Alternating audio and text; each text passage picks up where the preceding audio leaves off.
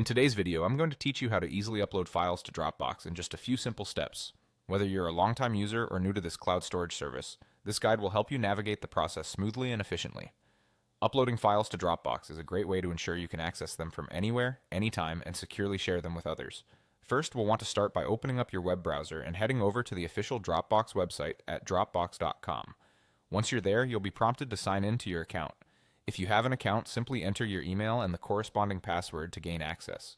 And if for any reason you've forgotten your password, Dropbox has a secure and efficient password recovery process that you can follow.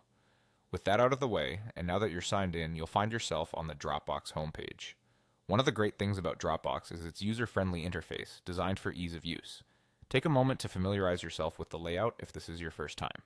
You should see a menu on the left-hand side featuring options like Files, Paper, and Others. Now to move on to the main task, uploading your desired file. Navigate to your computer's File Explorer. Think of File Explorer as your digital filing cabinet, helping you find the exact file you want to share. Once you're in your File Explorer, locate the specific file you'd like to upload. It could be a photo, document, video, or any other type of file.